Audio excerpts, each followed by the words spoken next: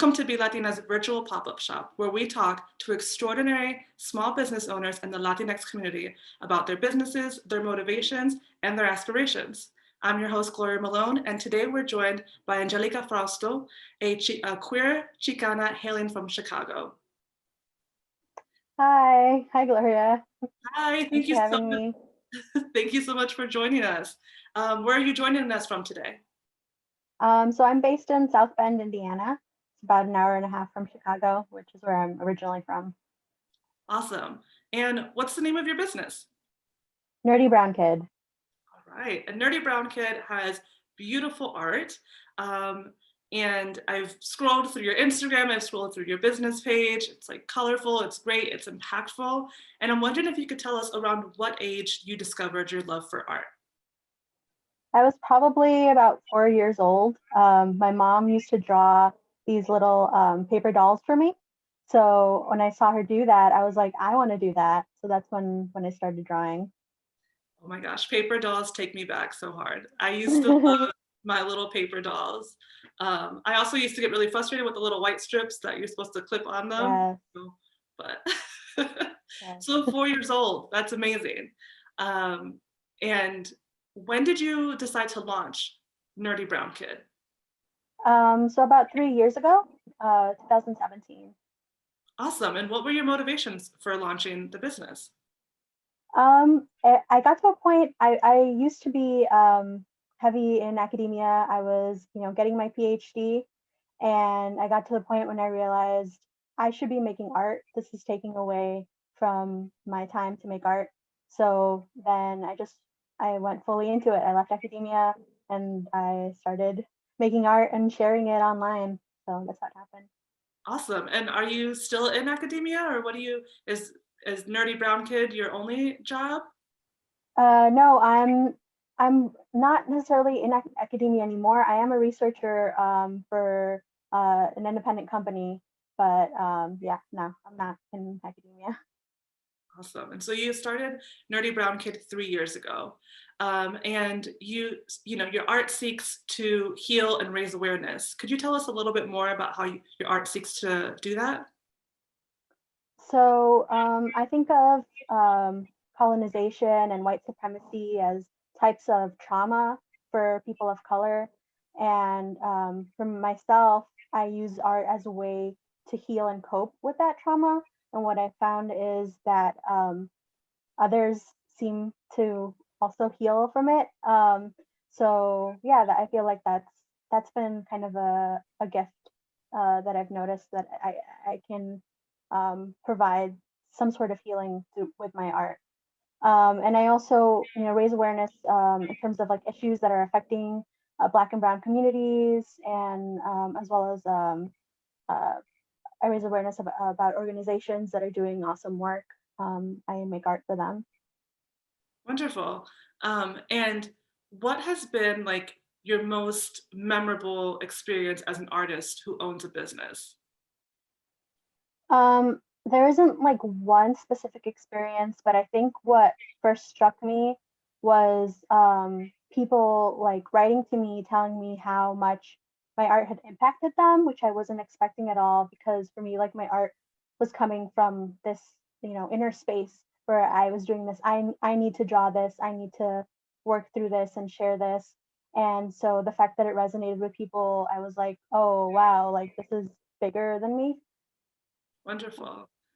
It definitely does. I think your art is also like affirming the existence, right, of Black and Brown people, and the realities of the beauty and some of the hardships that we have to go through. And so when I was scrolling through, I was like, oh, this is like, sometimes it's heavy subject matter, but um, it doesn't feel like you're trying to re-traumatize people, if that makes Mhm. sense. And so I thought, I was like, that's a really delicate thing to balance when you're creating art about raising awareness of the hardships that communities of color, Black and Brown communities face, making sure that we're not re-traumatizing people with our art.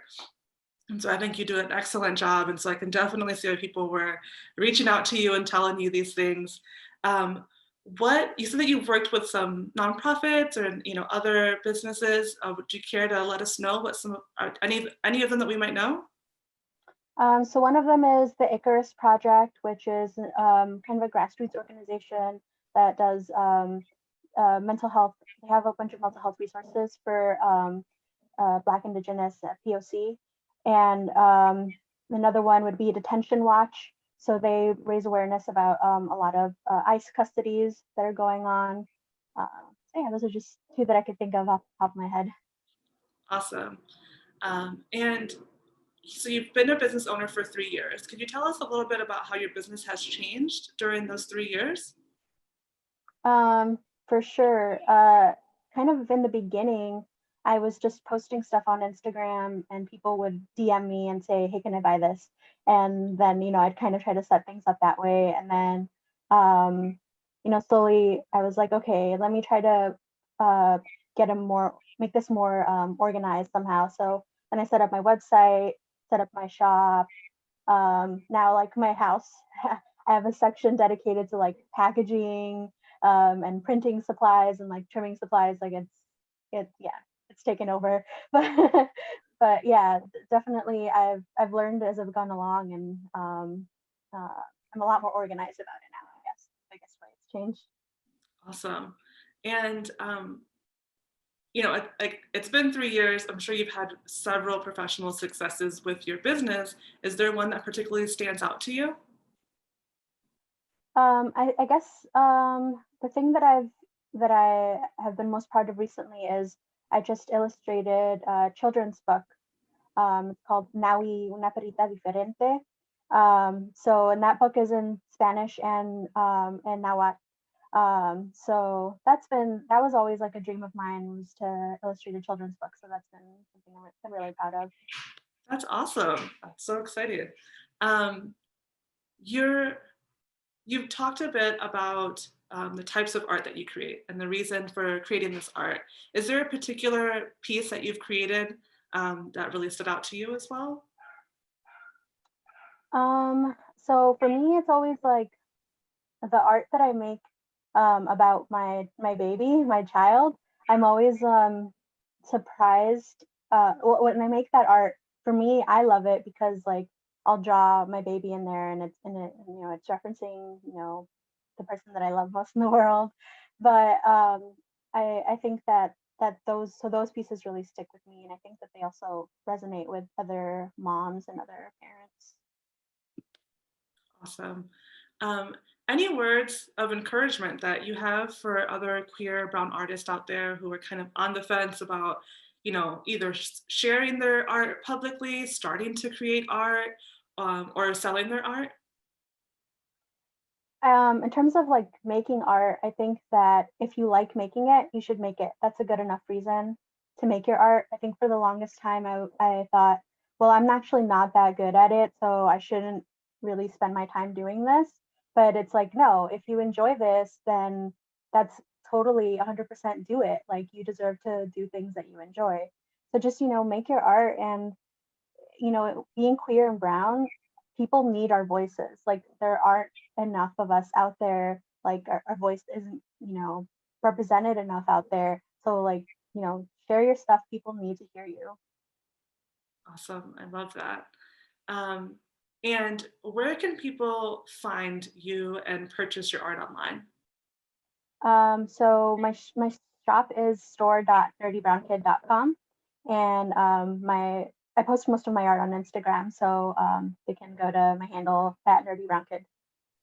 Awesome. So you are a researcher, a parent, uh, an artist, a small business owner, and I'm sure so much more to several other people. And I just think it's amazing the art that you're creating, the ways in which you're affirming, reflecting, and again, like you said, raising awareness and helping heal communities of color, particularly Black and Brown communities, is really amazing. And I thank you so much for your time today and for chatting with us. Is there anything else you would like to share with us about your business or your motivations? No, I think we covered a bunch here. Thank you so much for reaching out to me.